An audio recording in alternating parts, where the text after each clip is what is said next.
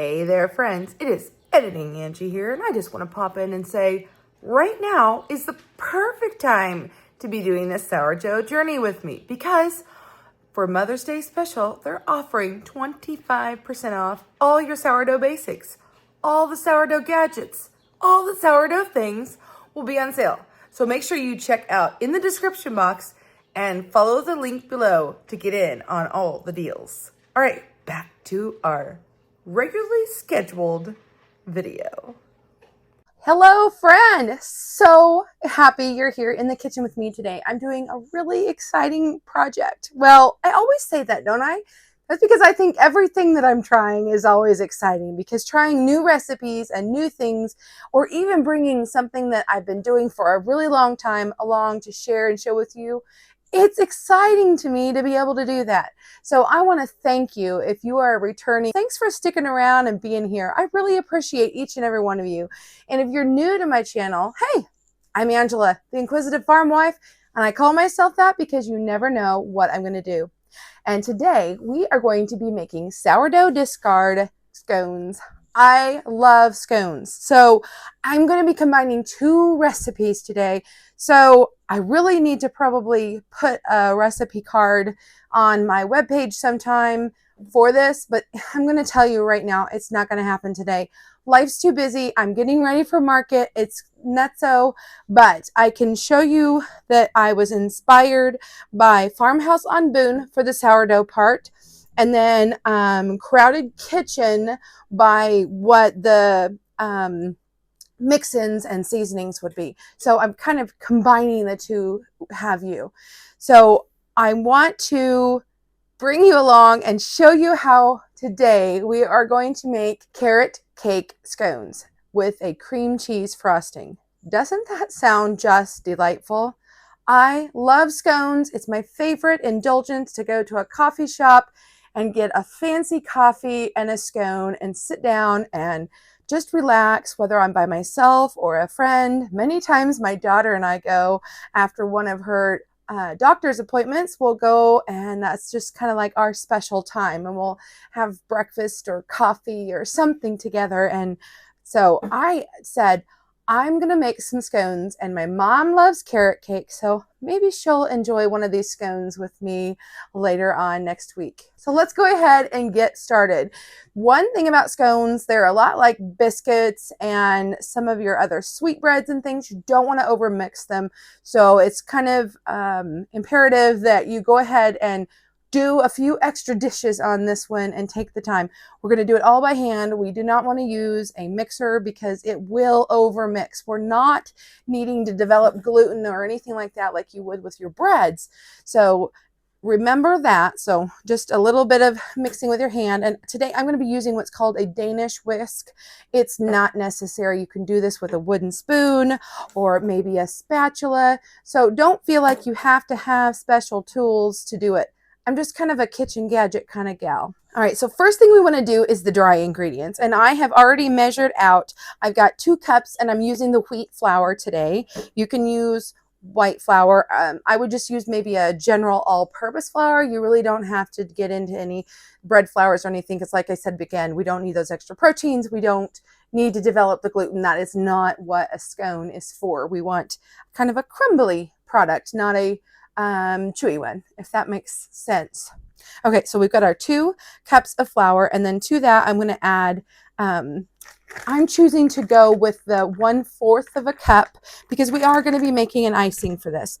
I'm going to use 1/4 of a cup of packed brown sugar, or you can use 1 cup of plain white sugar. That's up to you. So we're going to add that in there.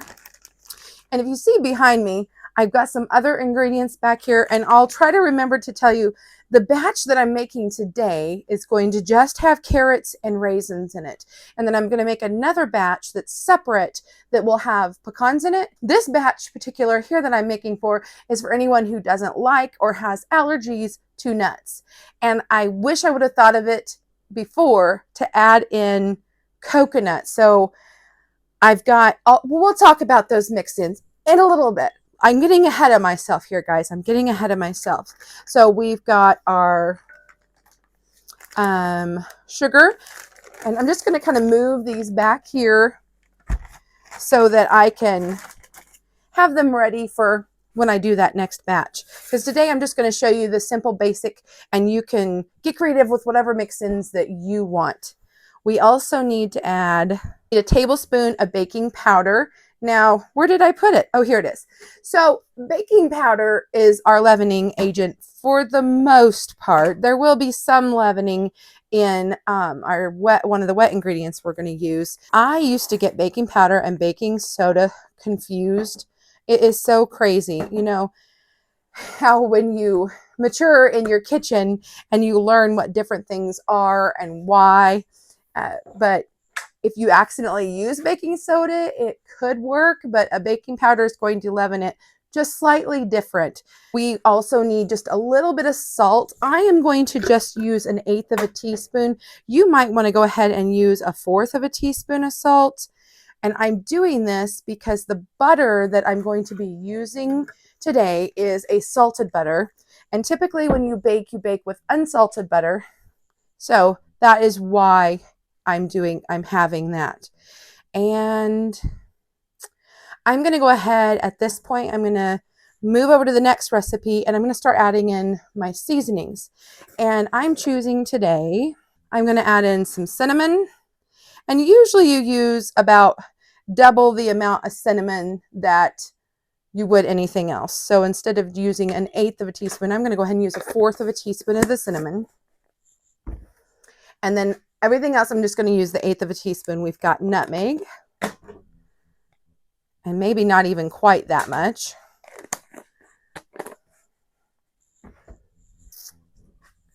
We've got ginger, probably going to use about 1/16 of that. That is one of those seasonings that can be overpowering. I love ginger personally, but not everybody does. And then I'm going to go ahead and put in some ground cloves. But you can add in whatever seasonings make you think of a carrot cake. And I'm just going to go ahead, and before I add anything else, I just want to kind of make sure that that sugar and everything's dispersed evenly here. You don't really want any lumps because, again, we're not going to want to mix this.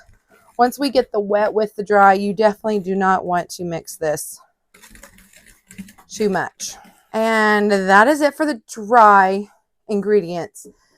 Now, the next thing we're going to do is we're going to add butter. Remember how I told you that we have salted butter? That's because when I make my homemade butter, I go ahead and salt it. It's kind of a preservative, and it kind of helps with that. I don't know. Oop, I was able to. I break it in half. This has been in the freezer. And that's a little trick for you when you work with pastries. If you will freeze your butter and have your egg cold, some people will go as far as putting their bowls in the freezer. So I just put that in half just to make it easier. I am going to grate this butter right into the bowl. Now, typically, I will have a pastry cutter. And, oop, that is full. We got to knock that out of there. This is an old cheese grater. And because I couldn't find I have a plastic handheld grater. You've probably seen me use it upstairs all the time. And I couldn't find it for whatever reason. So I don't know if it accidentally got broken and the family just didn't want to tell me about it. Okay, we're about halfway through that stick of butter. And I'm going to go ahead and take that pastry blender, and I'm going to start mixing it in that flour. Or actually, I'm sorry, I said pastry blender. I usually do that with a pastry blender, but because we have grated this so finely, we really don't need the pastry blender. This is going to work just fine. Add this last pat of butter in here. And we'll go ahead and grate that up. Now I'm going to tear this apart, making sure I get all my bits and pieces of my butter, because who doesn't want a buttery, flaky dessert? Mix that into our flour.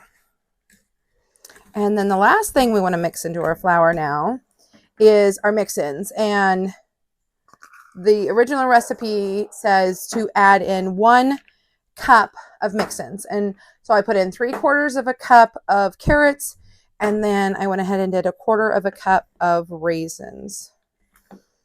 So we're going to mix those in, and it said to coat your mixings, whether it be, fruit or whatever, maybe it's blueberries, and that's going to help that to just not all sink to the bottom like muffins. Have you ever had blueberry muffins where they just kind of, the blueberries sink to the bottom? That's a little trick for you. Now we're going to work on the wet ingredients. We're going to start out with a 1/2 cup of sourdough starter. So I'm going to just mix this up. This is actually a 1/2 cup of sourdough discard. So I've got me here about 4.5 cups. So 2.5 cups. Yes. So that's probably, yep. We have a 1/2 cup of sourdough starter discard. This sourdough discard is made from fresh milled white wheat berries, just a basic starter. And to that, we're going to add 1 large egg. And today I'm going to use a turkey egg. Have you ever seen a turkey egg? They're very interesting. They're kind of tan with brown spots on them. They're a lot of fun, and they are super delicious.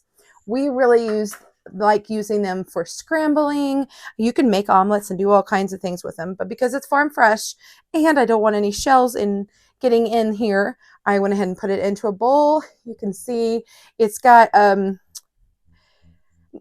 about the same ratio of white to yolk as a chicken egg would be, except it is probably closer to about 2 chicken eggs. That's okay. I like eggs in my baked goods. I said a large, so we went large. And it says about a teaspoon of vanilla. You know me, I don't really like to measure my vanilla, but that's probably close to a teaspoon. And then we need 3 tablespoons of heavy cream, or you can substitute milk. There we go. And that's it for our wet ingredients. So with my Danish whisk, I'm going to go ahead and just really beat this up. We're going to incorporate it really well. I don't want any bits of egg or anything like that that hasn't been fully incorporated. Okay, so now that we have our wet ingredients, we're going to start incorporating in our dry ingredients. And just kind of a little at a time, I'm going to kind of fold this in. Remember, I don't want to overwork this dough. We want it to be a shaggy dough.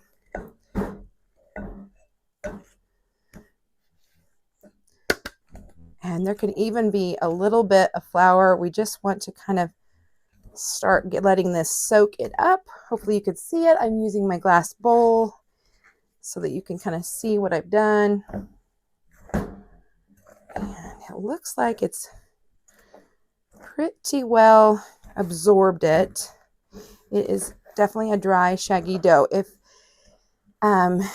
depending on your add-ins and things, that can probably make a difference. And if you use fresh milled flour, wheat flour always tends to kind of soak up more than the white will. If you're using that, those are just some little tips for you. And see how it's very, very shaggy. I'm just going to plop it out here on our table. And this is a stainless steel work table. I love it. I love having that. And I know we don't all have them, but it does keep things that are supposed to be cold, colder. So it helps with that. So even if you want to put it on a sheet that maybe you've put in the refrigerator or the freezer, that can help with that. And I'm just going to kind of mix this together here on the table just to make sure that it's all incorporated. Use my spatula to kind of, bring it all together.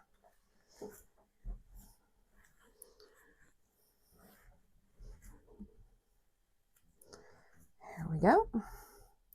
And of course, my hands are clean. So if anyone says anything to me about not wearing gloves, I don't like wearing gloves. The gloves end up sticking to the food. It ends up making a bigger mess than it's worth, just use common sense and use soap and water. Okay? It doesn't have to be complicated. Now I feel like this is pretty much incorporated. We're going to grab some just all-purpose flour and put down on our work surface here. I'll flip this over and have a little flour on my hands so I can work with it. And we're wanting to flatten this out to make a circle the best we can. You know, it doesn't have to be perfect. These are artisan. These are handmade. We're not looking to get a factory product. So there is that. Wipe my hands off again. I tend to rinse and dry my hands a lot. It just makes it a little easier to work with things. And then I'm going to take and put a little flour on this. And okay, so the recipe says this would make 8. So you would divide it in half. And then again in half gives you 4. You divide those quarters in half and you get 8. I am hoping to get creative and I'm wanting to make 9 out of this. We shall see if this works. So there we go. We have 3. And I need a little more flour on there because then I'm going to divide each third into 3. And the reason I'm doing this is because I am wanting them to be, I want them to look like carrots, because we're going to drizzle our cream cheese on here so that it looks like a carrot. So I can see this one here doesn't look as carrot-like as the others. But check this out. I didn't do too bad. Now, you might think, okay, let's get the oven ready. Nope, not yet. I'm going to grab one of my quarter sheet trays so that it's really obvious that this is the one with no nuts, because I do not want to take any chances of mixing those up. So now I'm just going to carefully take, see, look, they're a little more triangular.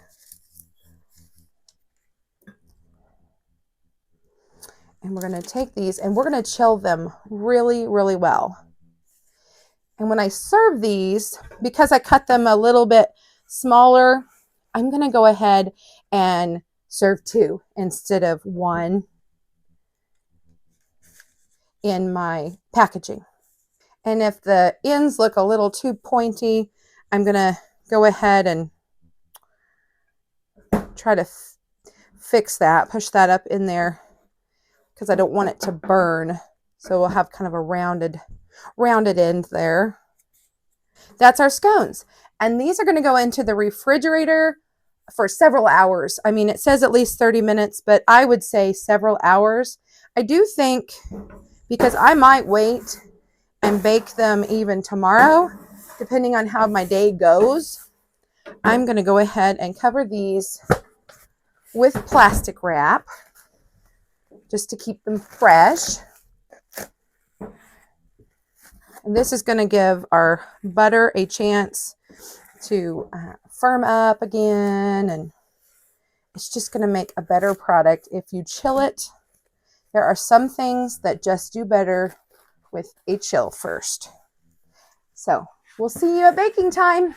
All right, we have chilled our scones for several hours here, and I'm going to go ahead and spread these out just in case on a bigger sheet. Now these are the ones, of course, with the no nuts, and how I'm going to know which ones are which is because I'm going to only have 9 on this one and I'll have 12 on the other ones, and I'm going to bake it probably in the middle so these are nice and cool. I'm trying to work very quickly because you want them to stay cool. That's kind of the trick of the trade. Let's see. I'm going to put kind of the skinnier ones on the bottom here, and the fatter ones will go over here. Because, you know, as much as we tried to be a little more perfect with it, that didn't happen. These are artisan. They are just, you know, what they are. So I've got my milk. You can use milk or cream. Cream is better. And I'm going to put just a little bit in here. And I've got a pastry brush. This is an oldie but a goodie. I've had this thing probably 20 years. So we're just going to do a milk wash on the top of our scones. And this is going to just kind of, I don't know, it doesn't necessarily seal it, but it gives it, milk gives moisture, but yet it's going to also give a little bit of a crust.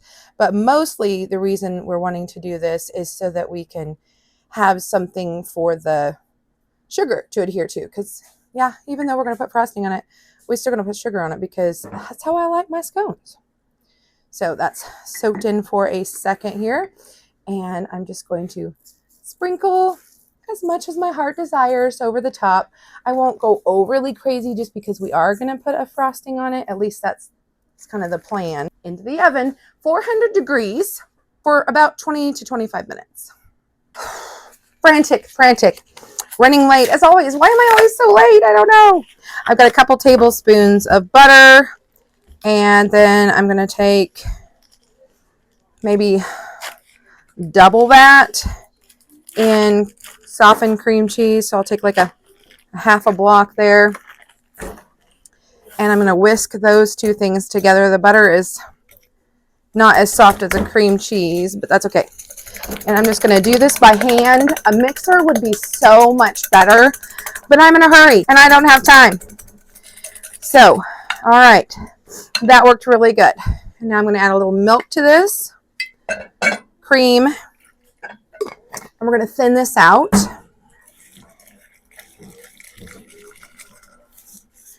And if I thinned it out too much, which the cold milk in the cream cheese was not the best idea, kind of harden it back up. That's okay.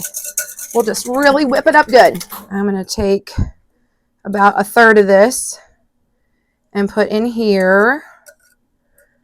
Okay. And I'm going to get some colorant. I'm going to put it in here. Oh, yes. Nice and bright. Beautiful. Whip that up in there. Oh, isn't that cute? That's going to be so fun. And then I've got a green.